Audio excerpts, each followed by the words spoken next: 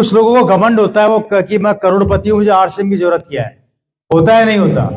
आप में से कई लोगों को ऐसे लोग मिलते होंगे जो ये कहते होंगे कि यार ऑलरेडी मैं तो करोड़पति हूं, मुझे आरसीएम की जरूरत क्या है। आई एम ए डॉक्टर, मुझे आरसीएम की जरूरत क्या है। आई एम ए इंजीनियर, मुझे आरसीएम की जरूरत क्या है। आई एम ए साइंटिस्ट, मुझे आरसीएम की जरूरत क्या है। अरे आई एम ए बिजनेसमैन, मुझे आरसीएम की जरूरत क्या है। अरे मेरे पास तो बहुत जमीनें पड़ी है, मुझे आरसीएम की जरूरत क्या है। अरे मेरे को तो वैसे 20 लाख किराया आता है, मुझे आरसीएम की जरूरत क्या है। अरे मेरे दादा परदादा ने तो इतनी जमीनें बना रखी है, मेरे पास ऑलरेडी इतनी खेती है, मुझे आरसीएम की जरूरत क्या है। वो सब लोग अपने दिमाग से गलतफहमी निकाल देना। मैं बताता हूं कैसे है, बताना जानना चाहते हैं आप लोग? मैं बताता हूं। मेरी बहन, मेरी छोटी बहन जिसकी शादी उस घर में हुई, पानी पी लूं अगर परमिशन दे दो। मेरी छोटी बहन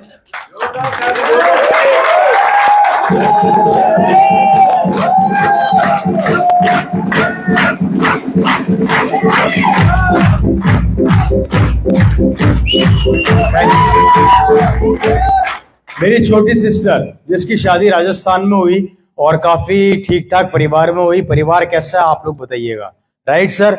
मेरी बहन जिसकी जहां पर शादी हुई वो काफी ठीक ठाक फैमिली में गई। आप जब राजस्थान जाते हैं तो कुकस जब आप एंटर करते हैं तो कुकस में लेफ्ट साइड में एक होटल आती है, होटल शिव विलास पैलेस, वाइट रंग का होटल है।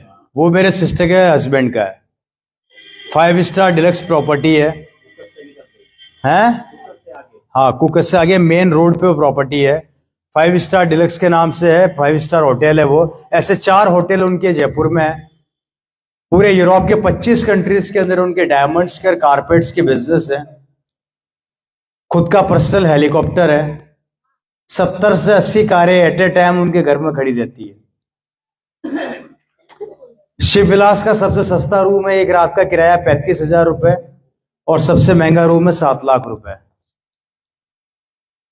उसकी होटल की सजावट में 40 किलो सोने के गोल्ड का अर्क से काम हुआ है।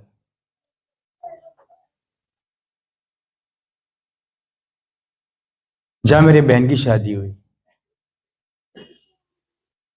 कैसी फैमिली है? ठीक ठाक है। सालाना टर्नओवर है 2000 करोड़ का।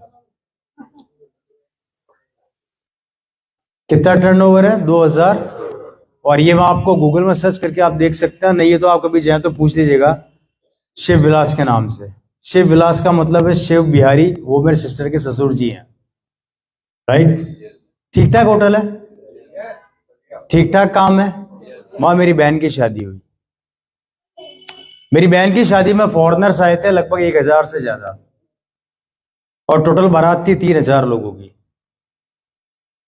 जिसमें बड़े बड़े सीएम से लेके बड़े बड़े नेता, बड़े बड़े बिजनेसमैन जिनको जेड सुरक्षा मिली हुई थी। इटली से स्पेशली बहुत बड़े डायमंड्स के मर्चेंट्स आए हुए थे जिनको स्पेशल राजस्थान गवर्नमेंट ने सुरक्षा दी थी। वो सब वहीं ठहरे थे। बड़े बड़े फिल्म स्टार आए थे।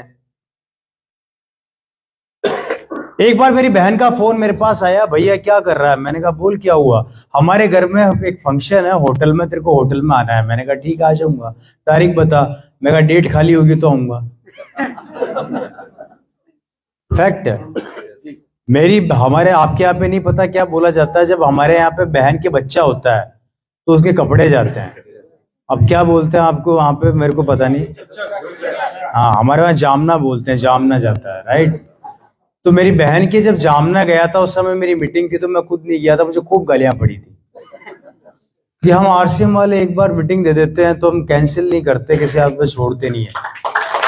हाँ, किसी कारण से अगर खुद की तबीयत खराब हो जाए, जैसे कि मैं अभी रिसेंटली कोई चैलेंजेस के साथ मैं सफरिंग फ्रॉम सम इलनेस, मैं भी निकला हूँ उससे, तो मुझे पता है कि चैलेंजेस बॉडी के लगे कभी कभी हो जाते हैं, तो थोड़े बॉडी उस चीज को सपोर्ट नहीं कर पाती है। तो उससे मैं अभी थोड़ा फेस कर रहा हूँ और मैं निकला भी हूँ अभी उससे, तो मुझे पता है चैलेंजेस कितने खतरनाक होते हैं। इसके अलावा हम लोग कभी भी अपने प्रोग्राम को कैंसिल नहीं करते। तो मेरी बहन ने मेरे को बुलाया, मैं आगे बात बता रहा हूँ, और यहाँ पे बात बता रहा हूँ घमंड की।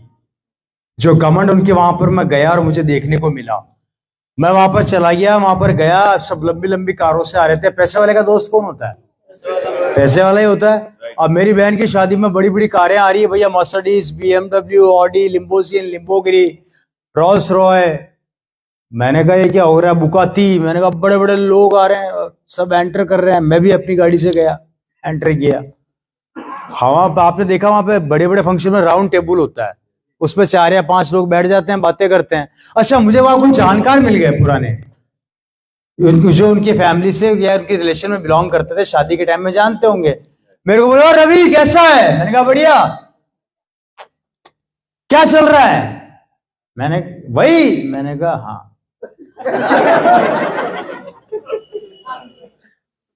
चल रही है क्या? फिर एक सवाल पूरे हिंदुस्तान में चल रहा है, चल रही है क्या? मैंने बोला हाँ। बंद है अभी तो, चल तो नहीं रही। बोला हमें पता था नहीं चलेगी। मैंने कहा उड़ रही है। मुंह लटक गया उनका। हम टेबल पे बैठे साहब बातें करने लगे।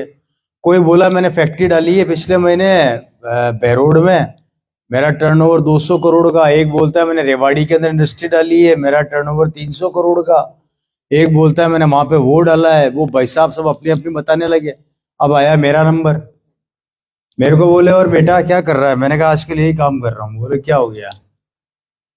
कि कंपनी से फोन है, एक सेकंड। हेलो, हाँ मीटिंग में हूं मैं भी। तो मैंने बोला भाई,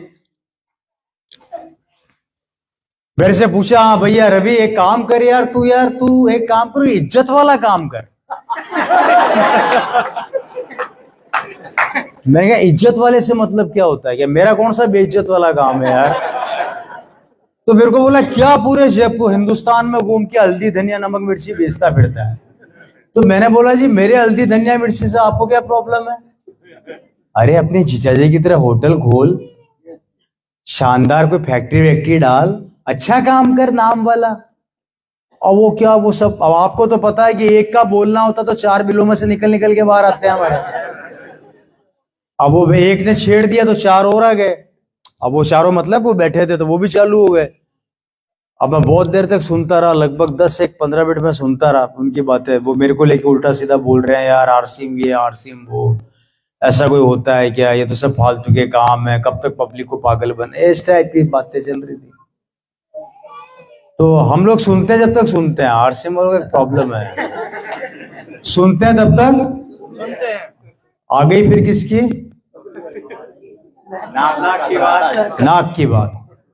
दोस्तों बहुत देर तक सुना, सुनने के बाद मैं चुपचाप रहा। और अब उनका घमंड तोड़ना जरूरी था क्योंकि उनको घमंड था कि हम पैसे वाले हैं। तो मैंने कुछ नहीं किया, उन चारों से उन सबका मोबाइल लिया। मैंने अपना मोबाइल जेब से निकाला। एक बाहर चौकीदार खड़ा था, लड़का खड़ा था, उसको बुलाया इधर आ। उसने बोला यस सर। मैंने कहा हम सबके फोन इकट्ठे कर और बाहर ले जा, इस दरवाजे को बाहर से बंद कर दे, और बंद करने के बाद 2 महीने तक सिर्फ खाना अंदर आएगा और कोई अंदर नहीं आएगा, ध्यान रखना। और 2 महीने बाद देखते कि इन करोड़पतियों की दुकान चल रही है कि मेरी चल रही है, फिर पता लग जाएगा कि कौन।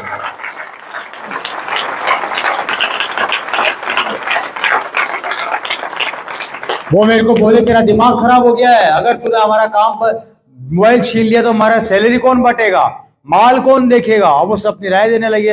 मैंने कहा क्यों, अब क्या हुआ? काम तो मेरा भी है जो चल रहा है भाई, इतना परेशान क्यों हो रहे हो आप लोग? बोले क्या मजाक लगा रखी है, ऐसा कोई होता है क्या? मैंने मोबाइल निकाला, रिफ्रेश मारा, मैंने कहा ये देखो।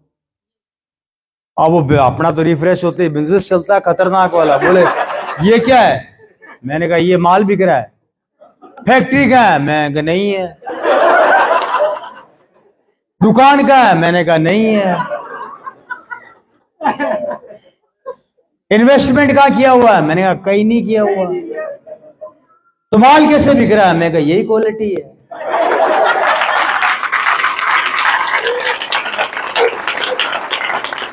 यही क्वालिटी है। आप करोड़ों रुपया लगा के भी चैन से नहीं बैठ पा रहे, और या 0 रुपया लगा के मेरा माल इतना बिक चुका है, जितना टर्नओवर आप पूरे साल में कर रहे हो उतना टर्नओवर मैं 1 महीने में कर रहा हूं। मुझे बताइए किसका बिजनेस बड़ा, किसका छोटा? The power of RCM business कि एक बार नेटवर्क को डेवलप कर दिया, उसके बाद भगवान की भक्ति में लग जाओ, टेंशन लेने की जरूरत नहीं है। आएगा ही आएगा। उनकी बोलतियां बंद हो गई, चेहरे लटक गए। अरे दोस्तों, मैंने कहा भैया आप बताओ सिक्योर कौन, आप या मैं? बोले सर सिक्योर तो आप ही हो उस हिसाब से। तो मैंने कहा आप देख लो कि बड़ा बिजनेस किसका। और उन लोगों का मुंह बंद कर दिया। अगर आपके लोग बीच में भी ऐसे लोग आए ना जो ये बोले कि मैं करोड़पति हूं, मुझे 10 लाख किराया आता है, 20 लाख किराया आता है, मेरे बगल में आ जाना एक बार, मेरे बगल में आके बैठ के बता देना कौन ज्यादा सिक्योर है। पता लग जाएगा आप लोगों को ये ताकत है इस आरसीएम बिजनेस की।